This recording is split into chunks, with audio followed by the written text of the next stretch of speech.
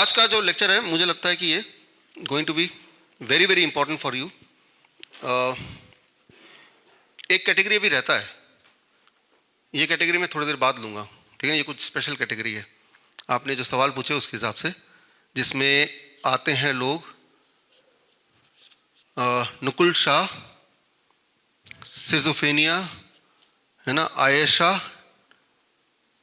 Trigeminal neuralgia. नाम से लगता है ना काफ़ी भयंकर बीमारी है अब तो, है ना, लेकिन कुछ लोगों को ये बीमारी टेलीविज़न के माध्यम से पता चल गया है कि ये नाम अनफेमिलियर नहीं है। प्रेमलता, न्यूरल्जिक पेन, है ना, कितने साल से? हाँ, देखिए मैंने कल भी बताया था आपको, बीमारी कितने साल तक भी रह सकती है जब तक आपने क्लॉक को ठीक नहीं किया। तो बाल पालसी, पार्किंसन, सविता है यहाँ पे, हाँ पीछे ना। तो आपको हम थोड़ी देर बाद लेंगे, सॉल्यूशन की तरफ बढ़ते हुए तब लेंगे। अब आप कुछ इंटरेस्टिंग चीज़ों पे ध्यान दीजिए जो आपकी जीवन में थोड़ा छोटा छोटा एडजस्टमेंट करके बड़े बड़े बदलाव देख सकते हैं। ओके, चावल,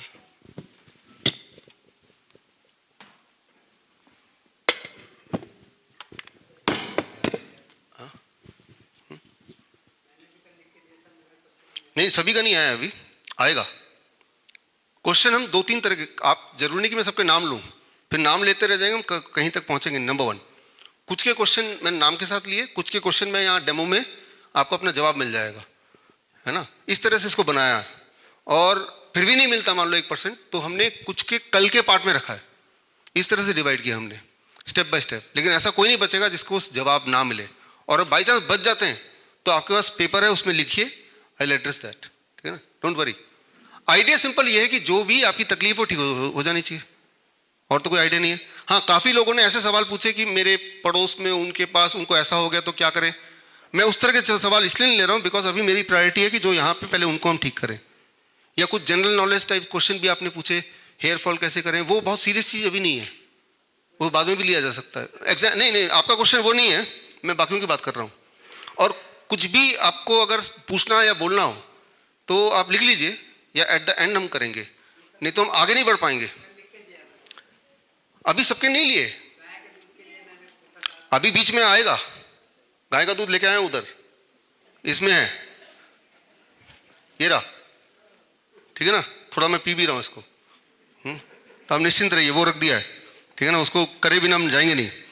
तो निश्चिंत रहिए, किसी का पहले किसी का बाद में आएगा जरूर, ठीक है ना। शुरू करते हैं जो ज़्यादा ज़रूरी है। आपको सामने दिख रहा है ये 3 थाली है, आपके विजुअली आप ठीक से देख पाएं, अगर देख नहीं भी पा रहे हैं तो समझ जाएं 3 थालियां हैं, breakfast, lunch, dinner. Standard breakfast रोटी सब्जी दाल चावल, स्टैंडर्ड लंच रोटी सब्जी दाल चावल, स्टैंडर्ड डिनर इंडियन डिनर रोटी सब्जी दाल चावल। लेकिन जो ब्रेकफास्ट की क्वांटिटी है वो मैं थोड़ा बढ़ा रहा हूँ, सबसे ज़्यादा क्वांटिटी ब्रेकफास्ट, हाईएस्ट क्वांटिटी। आप देख रहे हैं ये थोड़ा बहुत दिख रहा है, ऊंचा दिख रहा है ना, तो ये हाईएस्ट है। जब मैं बोलूँ सबसे बड़ा तो ये ज़्यादा दिख रहा है। जो लंच है वो इससे थोड़ा कम है, तो सही ज़्यादा, लेकिन ब्रेकफास्ट से कम है। और जो डिनर है वो बिल्कुल नहीं दिख रहा और कम है, ठीक है ना। तो ये है स्टैंडर्ड आपकी डाइट। एक बार के लिए मान लेते हैं कि ये एक डाइट है जो एक इंसान लेता है, और वो ब्रेकफास्ट करता है 8 AM एंड लंच करता है बीच में कभी 1 बजे 2 बजे, डिनर करता है 8 PM, ठीक है ना। ये एक स्टैंडर्ड हमारा लाइफस्टाइल मान लेते हैं, एज्यूम करते हैं, सबका नहीं होगा ऐसा, लेकिन एक एवरेज। ब्रेकफास्ट सबसे बड़ा, लंच उससे छोटा, डिनर उससे छोटा। ये इंसान जो है इसका ब्लड शुगर मैंने चेक किया, फॉर एग्जांपल 150 आया, 150 आया, 150, ठीक है ना, याद रहेगा। सबसे बड़ा वाला कौन सा है? ब्रेकफास्ट। अब मैं क्या करता हूं, इस इंसान को अगर मुझे डायबिटीज पेशेंट बना देना है तो मुझे खाना चेंज करना, टाइम चेंज करना कुछ नहीं करना पड़ेगा। मैं सिर्फ ये करूंगा कि ये जो टेबल है ना, इसको कहते हैं ले आना उसमें सर्केडियन डाइनिंग टेबल, इस टेबल को मैं घुमा दूंगा। अगर इस पेशेंट को मुझे डायबिटीज पेशेंट बनाना है तो इसका मुझे कुछ छेड़ना नहीं है, इसका बॉडी क्लॉक को छेड़ देना है। कैसे छेड़ूंगा आप देखते जाइए।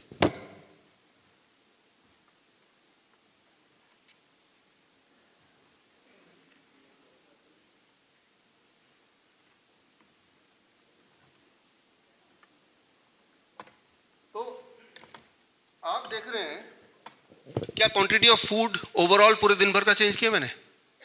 नहीं चेंज किया। क्या टाइम मैंने चेंज किया? नहीं चेंज किया। सिर्फ एक ही चीज चेंज हुआ, वो क्या चेंज हुआ?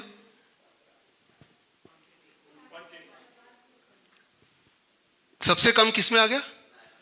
नाश्ते में आ गया। फिर बीच में वो उतना ही रहा, और नाश्ते वाला से सबसे ज्यादा डिनर में, वो डिनर में आ गया।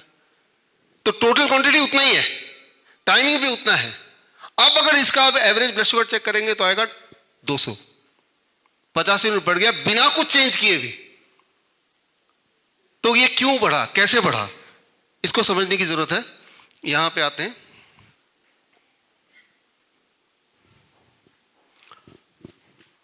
मील की जो टाइमिंग है, ये पहला नियम आप याद रखिए कि मैंने उसको गड़बड़ कर दिया। आपका जो पेनक्रियाज है वो सबसे ज्यादा इंसुलिन बनाता है सुबह 8 बजे, सबसे ज्यादा इंसुलिन सुबह 8 बजे बनाता है, और जब सो जाता है वो रात को 8 बजे। तो ये इंसान क्या कर रहा था, सुबह सबसे ज्यादा जब इंसुलिन बनाता था तब वो सबसे ज्यादा खाता था, और जब वो सो जाता था पेनक्रियास तो सबसे कम खाता था, डिनर कम होता था। मैंने क्या किया, इसका उल्टा कर दिया। तो जब तो पेनक्रियास सबसे ज्यादा एक्टिव है तब ब्रेकफास्ट बिल्कुल मिनिमाइज्ड, और जब तो पेनक्रियास सोने लगा तब पेट भर के रात को खाना खिला दिया। टोटल क्वांटिटी उतना ही है। इतना करने से उसका ब्लड शुगर में एवरेज फर्क 50 यूनिट का आ जाएगा। आप खुद भी इसको एक्सपेरिमेंट करके देख सकते हैं। मान लो ये इंसान टोटल क्वांटिटी ऑफ फूड जो खा रहा है पूरे दिन भर में वो 1 किलो खा रहा है या 2 किलो खा रहा है फॉर एग्जाम्पल, तो क्वांटिटी उतनी ही रही, लेकिन उसका जो डिस्ट्रीब्यूशन ऑफ द क्वांटिटी है that makes all the difference, right. For और ये सारी चीजें, ये जो रेफरेंस आप देख रहे हैं ये सारे, कि ब्रेकफास्ट हम इसका उल्टा ही करते हैं। ब्रेकफास्ट कई लोग स्किप ही कर देते हैं, थोड़ा बहुत खाते हैं, but breakfast is the time जब आपका पेनक्रियास सबसे ज्यादा एक्टिव होता है।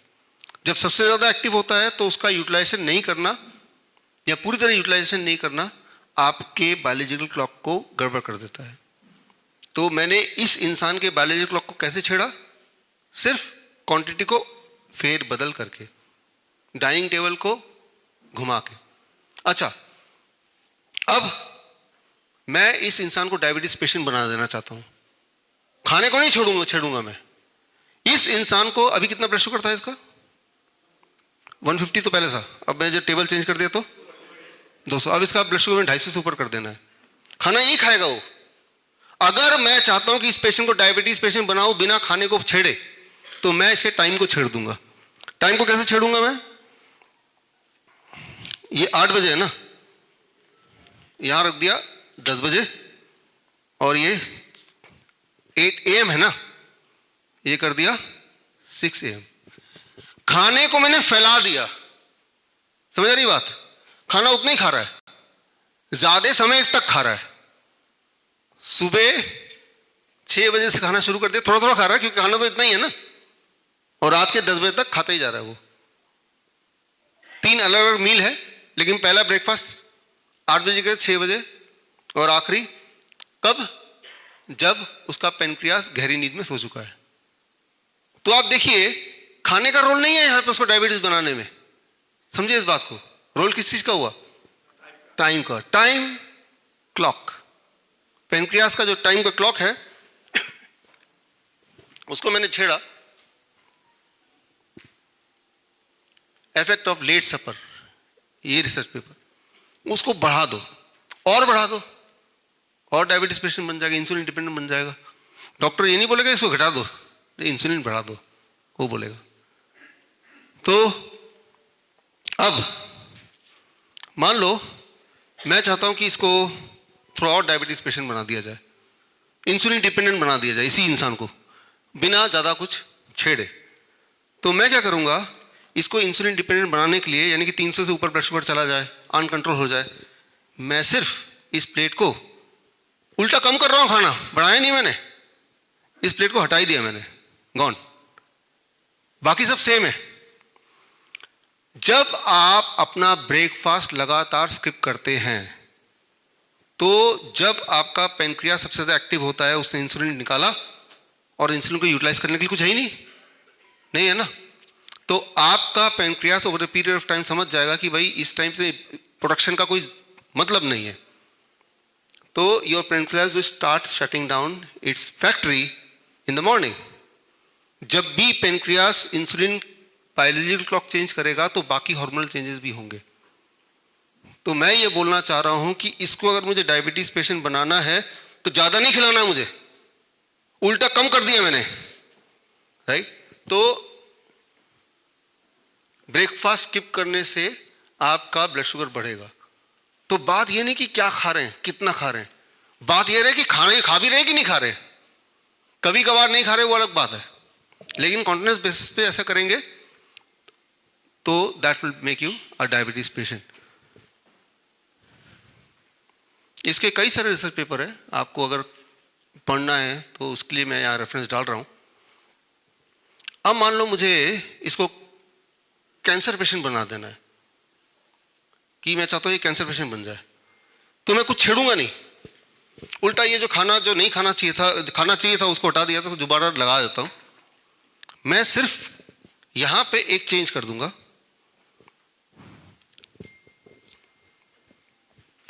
ये छेड़ा मैंने, क्या किया मैंने, वो खाना पहला कब खाएगा, 10 PM,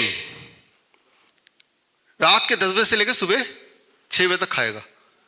जो शिफ्ट वर्कर नहीं करते, जो रात को काम करते हैं, और पूरा दिन भर नहीं खाएगा। खाना उतना ही है, खाना वही वाला है, टाइम भी उतना ही है, मैंने इसके क्लॉक को छेड़ दिया, सिर्फ टाइमिंग को छेड़ दिया सिर्फ। जब मैंने ऐसा किया, आपका कैमरा कहां रखा हुआ है, आता है साइड से आता है ना, या तो यहां रखो। नाइट शिफ्ट वाले बीमारी रहेंगे, yes yes yes, night shift वाले जो लोग होते हैं, आप यहां से भी रखेंगे लोग, अब छोड़ दो इसको, ले जाओ, आपको उसको करने की जरूरत नहीं है। नाइट शिफ्ट वाले की उम्र एक जनरल पॉपुलेशन से काफी कम होती है, वो अक्सर बीमार रहते हैं। जो लोग जहाज में काम करते हैं, मरीन में काम करते हैं, वो बहुत बीमार हो जाते हैं।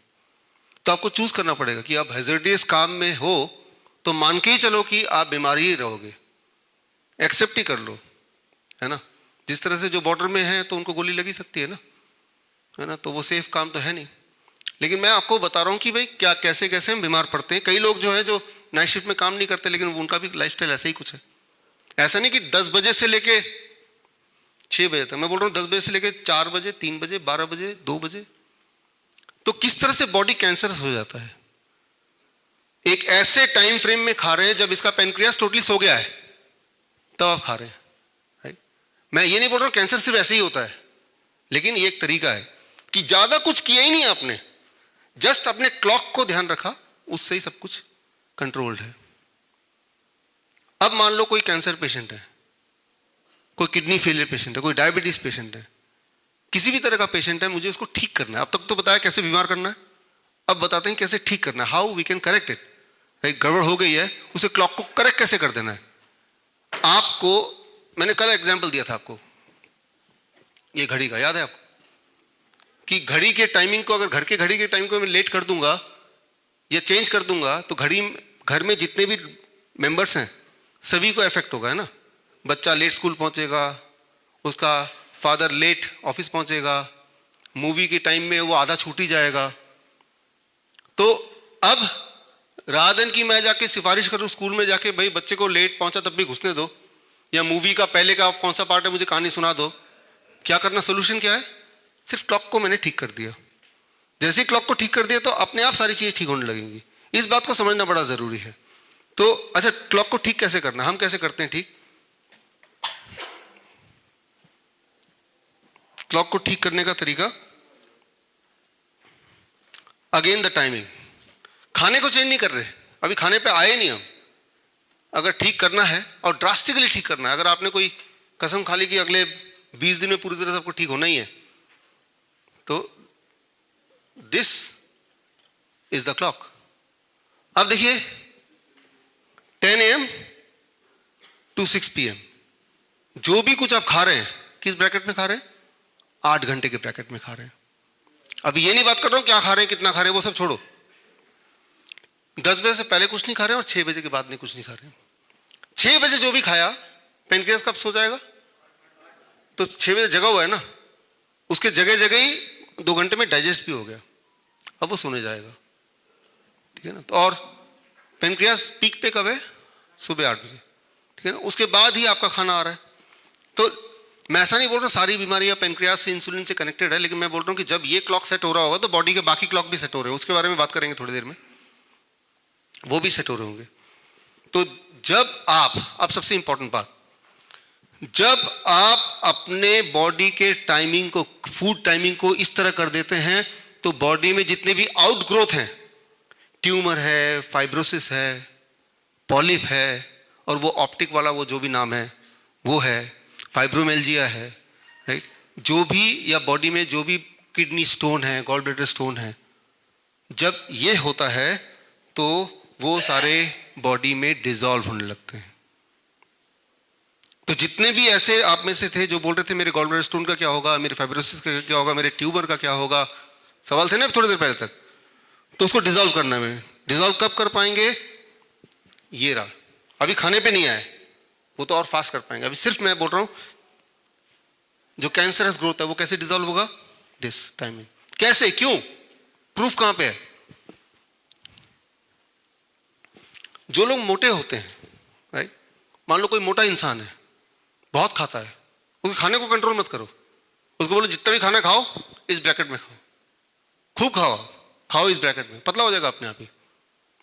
हम मोटे को पतला करना चाहते हैं कम खिला के, आप खाने को कंट्रोल करो ही मत, आप बोलो जो खा रहे हैं और जितना खा रहे हो खाते रहो, I don't mind, eat with in this bracket, वो पतला हो जाएगा। Very simple. हमने बायोलॉजिकल क्लॉक को समझा और उसकी टाइमिंग को ये रख दिया। बॉडी में एक्सेस फैट है तो वो चला जाएगा, ट्यूमरस ग्रोथ है तो वो चला जाएगा, फाइब्रोसिस है, पॉलिप है वो चला जाएगा, स्टोन है वो चला जाएगा, ब्लॉकेज की बात कर रहे थे कुछ, ब्लॉकेज चला जाएगा सिर्फ एक चीज करने से। अच्छा, क्यों चला जाएगा? इसके ऊपर जो नोबेल प्राइज मिला है इस चीज के, साइंस के ऊपर 4 बार नोबेल प्राइज मिला है सिर्फ इसी साइंस के ऊपर। ऑटोफेजी, 16 घंटे जो नहीं खा रहे हैं उस वक्त बॉडी तो खाना चाहता है कुछ ना कुछ, तो बॉडी को न्यूट्रिशन कहां से मिलेगी? वो जो ट्यूमर था उसको तोड़ेगा बॉडी, स्टोन था उसको तोड़ेगा बॉडी, ब्लॉकेज था उसको तोड़ेगा बॉडी। ब्लॉकेज, ट्यूमर, स्टोन, उसको अगर आप निकालते हैं, माइक्रोस्कोप के अंदर डालते हैं तो आप हैरान होंगे, उसके अंदर पोटेशियम है, उसके अंदर प्रोटीन है, उसके अंदर मैग्नीशियम है, वो सारे मिनरल्स हैं जो आपकी सेहत के लिए अच्छे होते हैं। तो ट्यूमर के अंदर भी कोई खराब चीज नहीं भरा होता है, बट वो अनयूटिलाइज्ड है, कैल्शियम है, तो बॉडी तब उसको तोड़ के यूज करेगा। लेकिन बॉडी तभी तोड़ के यूज कर सकता है जब आप इस टाइम फ्रेम को मैनेज करें। अब अगर आप बोलते हैं कि मैं 8 घंटे के ब्रैकेट में ही खाऊंगा, लेकिन वो 8 घंटे रात के 10 बजे से लेकर सुबह 6 बजे तक होगा, तो गड़बड़ हो जाएगी। आप समझ रहे हैं कि टाइम 8 आवर्स, लेकिन वो कौन सा 8 hours of the day? Mainly sunset के बाद नहीं खा रहे हैं, देखा जाए तो 6 बजे के बाद। आज से 2.5 लाख साल पहले ऐसे ही तो होता था ना, जब इंसान ने आग नहीं बनाना सीखा था, रात हो गई तो खाना बंद, राइट, तो रात से पहले पहले खाना है, जैसे सूरज ढल गया तो खाना बंद। तो वही वाला प्रिंसिपल यहां पे है। तो ये सर्केडियन डिसरप्शन, सर्केडियन चार्ट को, अपना क्लॉक को डिस्टर्ब कर दीजिए, आप कैंसरस हो जाएंगे। इसका उल्टा कि उसे दोबारा से सेट कर दीजिए, आपका कैंसर ठीक हो जाएगा, ठीक है ना। तो चाहे वो ओबेसिटी हो, चाहे वो कैंसर हो, टाइम रिस्ट्रिक्टेड ईटिंग इसे बोलते हैं मेडिकल भाषा में। कई लोग, आपने टाइम को रिस्ट्रिक्ट कर दिया, आपने खाने को रिस्ट्रिक्ट नहीं किया, काइंड ऑफ फूड को भी रिस्ट्रिक्ट नहीं किया, आपने सिर्फ टाइम को रिस्ट्रिक्ट किया। जैसे ही टाइम को रिस्ट्रिक्ट किया, ऑटोमेटिकली आपके बॉडी के अंदर जो एक्सेस चीज है, किसी के बॉडी में एक्सेस फैट हो सकता है, किसी के बॉडी में एक्सेस पानी हो सकता है, किसी के बॉडी में एक्सेस स्टोन हो सकता है, हमारे बॉडी में एक्सेस क्या है हमें नहीं पता, लेकिन हमें यह पता है कि हमें क्लॉक को ठीक करना है। जैसे ही क्लॉक को ठीक करेंगे, या लिखिए लिखिए लिखिए, right, you right it down, है ना। मैं लिखने इसलिए बोल रहा हूं क्योंकि हो सकता है कि जो इसकी एक्सप्लेनेशन में कहीं ना कहीं आपको जवाब मिल जाएगा, है ना। लेकिन अगर आप सवाल में उलझे रहेंगे तो कुछ छूट ना जाए, ठीक है ना। तो लेकिन this is the partial story only. तो पहला रूल जो कि बहुत ही स्ट्रांग रूल है, जो कि थोड़ा मुश्किल है कई लोगों के लिए, एंड दैट इज कि अगले 15 दिन तक 8 घंटे के ब्रैकेट में ही खाएंगे। जिंदगी भर तो हम बोल ही नहीं रहे ना। जिन लोगों ने अभी लिखा वो कैटेगरी ऑफ लोग कि स्टोन है, ट्यूमर है, उन्हीं लोगों को मैं ज्यादा बोल रहा हूं कि भाई इसको करो ना फिर 8 घंटे। 15 दिन बाद 16वें दिन से लेके अगले 15 दिन तक इसको 10 घंटे कर दो। यहां पे ये 10 AM की जगह यहां पे मैं कर देता हूं इसको 8 AM। अभी भी तो कितना घंटे, 10 घंटे ही है ना अभी जो खा रहे हैं आप, सुबह 9 बजे से लेकर शाम के 7 बजे तक। तो कोई बहुत मुश्किल तो नहीं लग रही। तो ये कर दो आप। 1 महीने में मैंने ये देखा है, आप देखेंगे कि ज्यादातर लोगों की ज्यादातर परेशानियां जो कि आपने हमें लिख के दिया था वो गायब हो चुका होगा। अगर तो गायब हो चुका है तो आप फ्लेक्सिबल कर सकते हैं कि 12 घंटे का विंडो कर सकते हैं। 12 घंटे का विंडो मतलब कि 8 AM टू 8 PM। इसको बैठा दिया हमने, इसको हटा के यह कर दिया।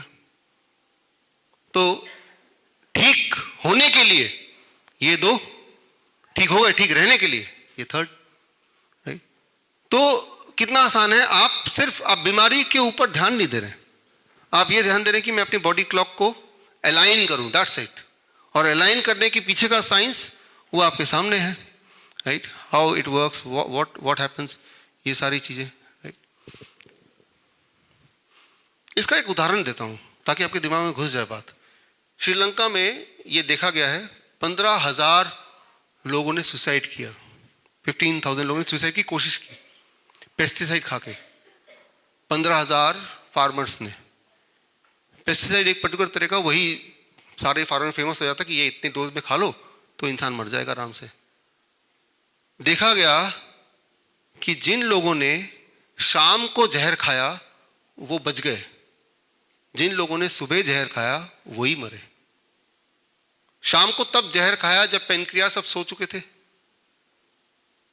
तो जब पेनक्रियास सो जाएगा तो बोलेगा भाई जो भी आप जहर है वो भाई पेट में ही रहो भाई, अभी तो हम सो रहे हैं, तो वो इंसान बच गया।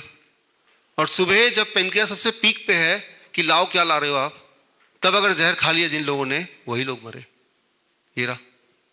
तो मैं ये बोलना चाह रहा हूं कि आपका जो सर्केडियन क्लॉक है वो क्लॉक के बेसिस पे देखिए, जहर भी को बॉडी रोक सकता है ना, अगर वो गलत टाइम पे खाया। एक्चुअली वो सही बोले गलत बोले, लेकिन उसका वो फेल हो गया जहर खाना। तो इसके ऊपर 15,000 लोगों का डेटा इकट्ठा किया गया और डेटे के बाद जो रिजल्ट आया वो ये है। That is the power of circadian clock.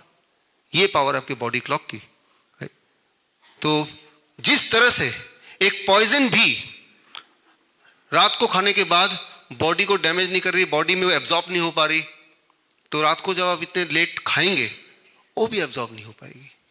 और जब एब्जॉर्ब नहीं हो पाएगी, ना ही बॉडी उसको यूटिलाइज कर पाएगी ना थ्रो कर पाएगी, तो बॉडी उसको डिपॉजिट करेगी। और जब डिपोजिशन होगा that becomes a disease, isn't it.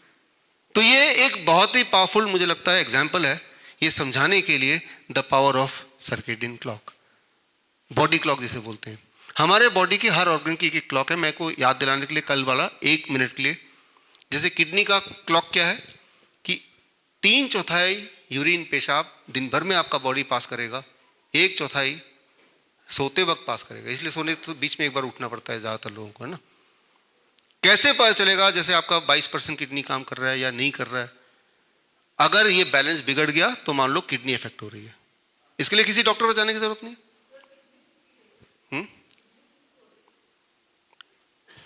देखिए ये है डॉक्टरी भाषा, किडनी श्रिंक होना। आपने देखा श्रिंक होते हुए? मैंने तो नहीं देखा अपना किडनी कभी भी। श्रिंक हो जाए, गायब भी हो जाए, कोई फर्क नहीं पड़ता, जब तक आपको कोई दिक्कत है, क्या आपको कोई कमजोरी है, राइट, क्या आप थके थके रहते हैं, क्या आपको कोई दर्द है, टॉक इन दैट टर्म्स। अभी वो पेशेंट इस टर्म पे बात नहीं करते, आप श्रिंकेज हो गया है, मेरा परसेंटेज ऑफ किडनी, इस मतलब मैथमेटिकल टर्म पे बात करते हैं। तो आपको समझना होगा कि बीमारी की डेफिनेशन वो नहीं जो जो जो, जो मैथमेटिकल नंबर है। बीमारी की डेफिनेशन वो होनी चाहिए कि आपको क्या परेशानी, तकलीफ क्या है। किडनी की साइज इतनी है या इतनी है, उससे क्या फर्क पड़ रहा है आपको? मेरे को नहीं पता मेरी किडनी की साइज कितनी है, या आपने ठान लिया मेरी किडनी साइज इतनी होनी चाहिए तभी मैं जिंदा रहूंगी, राइट। तो जब आप डायग्नोस्टिक, एक तो होता है डायग्नोस्टिकली पेशेंट, एक है सिम्टोमेटिकली पेशेंट। सिम्टम्स को आप ठीक कर सकते हैं अपनी दिनचर्या को चेंज करके, डायग्नोसिस को ठीक नहीं कर सकते, क्योंकि डायग्नोसिस अपने आप में क्वेश्चनेबल है। मैंने आपको कोविड के एग्जांपल से बताया, मेरे पास कितने लोग आते थे उस टाइम पे कि मेरा कोविड पॉजिटिव नेगेटिव करके दिखाओ, आपको कोई तकलीफ है? नहीं, ये तकलीफ ही है कि कोविड पॉजिटिव आया है। मैंने कहा पैसे हैं, कहाँ पैसे हैं? मैं 4 बार टेस्ट करा लो, एक बार नेगेटिव पक्का ही आएगा, लिटरली। फिर 4 बार टेस्ट करा, एक बार पॉजिटिव, एक बार नेगेटिव आ गया, वो बड़े खुश हो गए। और ये सब, और उनकी जो वाइफ है वो मीडिएट कर रही थी, और फिर उनकी वाइफ को लगा कि बड़ा दम है इनकी बातों में, तो उन्होंने हमारे ऑर्गेनाइजेशन को ज्वाइन कर लिया। श्वेता नाम है उसका, आप में से कुछ लोग, जो एडमिशन आपका हुआ उसी के माध्यम से हुआ, श्वेता जलोत्रा। हाँ, तो मैं ये बोलना चाह रहा हूँ, जब आप डायग्नोस्टिक खेल में व्यस्त हो जाते हैं तो आप अपनी बॉडी को एक नंबर से आंकते हैं जो कि आपको कंफ्यूज करता है। अभी आप जाके ट्यूबरकुलोसिस का टेस्ट कराइए, या कोई भी बैक्टीरियल टेस्ट H1N1 का करा दीजिए, HIV का करा दीजिए। अगर 10 बार करेंगे तो चांसेस है एक बार पॉजिटिव आ ही जाएगा, 1/10 ऑफ द चांस। अगर मैं बोलूं इस हॉल में सबका HIV टेस्ट करा दो, 1/10 of us will be HIV positive. फिर दोबारा से टेस्ट कराओ एक बार, फिर तो दोबारा से 1/10 of us will be HIV positive, but this time it will be different person. तो समझिए, कभी भी आप डायग्नोस्टिकली बात करेंगे तो इस उलझन में फंस जाएंगे जिसका कोई सोल्यूशन नहीं है, क्योंकि वो उलझाने के लिए बना है। इस बात को हमने साबित किया। याद है मंकी पॉक्स, अखबार में बड़ा बड़ा आने लगा था, राइट, बड़े बड़े फोटो आने लगे थे, हाथ में उसमें पूरे बॉडी में छाले पड़ गए, फोड़े। याद आ रहा है कुछ समय पहले, पिछले साल अगस्त महीने में केरला में आ गया, उधर आ गया, उधर आ गया, बंदर लेके आ गया, ऐसा कुछ था। हमने, डॉक्टर नमिता थी साथ में, हमने रिसर्च किया और पाया जितनी सारी फोटो दिखा रहे थे वो फोटो अभी के नहीं है, 20 साल 30 साल पुराने किसी न किसी पेशेंट की फोटो वो दिखा रहे। फिर हम वही मंकी पॉक्स का टेस्ट कराया, बोल के भाई हम तो मंकी पॉक्स के पेशेंट हैं। टेस्ट कराया, 25 बार टेस्ट किया तो एक बार कोविड मंकी पॉक्स पॉजिटिव आ गए। दिस मीन्स हर 25th test can be positive. फिर अगर बोले देखो हमें तो कोई सिम्टम नहीं है, तो एसिम्टोमेटिक बता देंगे, है ना। तो आप, फिर मैं बता रहा हूं कि डायग्नोस्टिक के चक्कर में पड़ेंगे तो आपने तय ही कर लिया कि मुझे बीमार रहना है। बीमार रहने के लिए ड्रग्स पे डिपेंड होना पड़ेगा, दवाइयां लेंगे फिर, क्योंकि डायग्नोस्टिक के लिए आपको ठीक करना है। वो कोविड पॉजिटिव आया, बोले मुझे ठीक होना है, डॉक्टर क्या बोलेगा, लगा दो रेमडेसिविर बस। और अगर उसका डेथ हो गई तो कोविड से डेथ हो गई, उसके बावजूद भी बच गया, देखो इसने बचा लिया। तो समझना पड़ेगा कि डायग्नोस्टिकली मैं आपको नहीं ठीक कर सकता। हाँ, आपका अगर कहीं पेन है, कहीं दर्द है, कहीं कमजोरी है, वो ठीक हो सकता है और बड़ी जल्दी ठीक हो सकता है, वेरी वेरी फास्ट। हाँ, कुछ ऐसे डायग्नोस्टिक तरीके हैं जो बिना किसी डैमेज के आपको क्लू दे सकते हैं। जैसे इवन ब्लड शुगर, आपके मन को रखने के लिए या कुछ आंकड़े दिखाने के लिए हमने ये टेस्ट किए। बेस्ट टेस्ट क्या है कि आप पेशाब करते हैं, उसको अगर ऐसे थोड़ा बिखेर के रख देंगे टॉयलेट में तो वहाँ चींटियाँ आने लगेंगी, तो समझ लीजिए थोड़ा शुगर ज़्यादा है आपके बॉडी में, दैट्स ऑल। फिर आप चेंज करेंगे अपना लाइफस्टाइल तो चींटियाँ नहीं आएंगी, तो ठीक हो गया। तो ये सेफ तरीका है, कोई नुकसान नहीं है कोई इसमें, राइट। तो जिस तरह से हार्ट अटैक आपको आने वाला है कि नहीं आने वाला है, आप देख रहे हैं हर दिन इस तरह की खबरें हमारे आसपास। हम में से सभी ऐसे लोगों को जानते होंगे पर्सनली जो कल तक ठीक थे, बिल्कुल अचानक डेथ हो गई। हो रहा है ना, जो पहले कभी इतिहास में नहीं हुआ। तो दो बातें हैं, ये क्यों हो रही हैं, जाहिर सी बात है, इसके लिटरेचर में आपको कल दे दूंगा, राइट, इसलिए इसमें इंक्लूड नहीं कर रहा हूँ। तो जो वैक्सीन लगाया गया उसका, अब तो सारे रिसर्च पेपर सामने आ गए, तो जैसे मैंने वो वैक्सीन लगाया गया तो उन्हीं में हो रहा है, उन्हीं लोगों में हो रहा है, वही कारण है। तो जिन लोगों ने आप में से लगाया है, अधिकतर लोगों ने लगाया भी होगा, तो दिमाग में क्या आता है, इसका मतलब मेरी भी तो डेथ नहीं होने वाली अचानक। अच्छा, कैसे पता चलेगा हार्ट अटैक आने वाला है कि नहीं? Again circadian rhythm, biological clock. मैंने कल आपको बताया था, याद दिला दूं, सुबह के 10 बजे का जो ब्लड प्रेशर है वो आप नापिए, रात के 10 बजे का ब्लड प्रेशर नापिए। सुबह का ब्लड प्रेशर ज़्यादा होना चाहिए, रात का कम होना चाहिए। यही हार्ट का सर्केडियन रिदम है। सुबह का 140/90 है तो रात का 10 बजे का 120/80, उससे थोड़ा कम होना चाहिए। अगर ये उल्टा हो गया या बराबर हो गया, समझ लीजिए आपका हार्ट गड़बड़ होने वाला है। तो इसमें तो उल्टा है तो ठीक करना पड़ेगा ना। फिर उल्टा हो ही सकता है, लेकिन उल्टा है तो ठीक कर सकते हैं। कैसे ठीक कर सकते हैं, उसी पे हम आ रहे हैं। हार्ट का क्लॉक को आपने उल्टा कर दिया, किडनी का क्लॉक को उल्टा कर दिया, पेनक्रियास का क्लॉक को उल्टा कर दिया, तो उल्टा कर दिया तो ठीक भी आप ही करेंगे। ठीक करने के लिए पहला मैंने आपको बता दिया 8 AM to 8 PM, 12 घंटे का ब्रैकेट, या उससे पहले 10 घंटे का ब्रैकेट, उसके पहले 8 घंटे का ब्रैकेट। तो पहला स्टेप, अब ठीक होने की बात कर रहे हैं, तो पहला स्टेप ये स्लाइड दिमाग में डाल दीजिए। कोई भी इंसान आपको पास आए, किसी भी तकलीफ के लिए आए, हेल्थ तकलीफ के लिए, आंख बंद करके बोलेंगे पहले तो ये करो, मोस्ट लाइकली 1 महीने के बाद वो यही बोलेगा कि मैं ठीक हो गया। ज्यादा कुछ बोलने की जरूरत ही नहीं है, आंख बंद करके do this, that's the first step, that's what I am saying. और यही हम कर रहे हैं पिछले 36 आवर्स में, यही कर रहे हैं ना। आप लिखिए प्लीज। आप बीच में टोकेंगे ना, ये फ्लो खत्म हो जाएगा, समझिए इसको, क्योंकि ये मामला बड़ा कॉम्प्लिकेटेड है। सारी बीमारी को समझाना है और इस तरह समझाना है घर पे भी कर पाए, है ना। तो इसलिए आप लिख लीजिए, विल एड्रेस, ठीक है ना। तो अब यहां तक बात आ रही है, सिर्फ अभी तक बात क्या की, टाइम कैसे इंपैक्ट करता है आपके बॉडी को बीमार करने में और ठीक करने में। यहां तक क्लियर हो गया।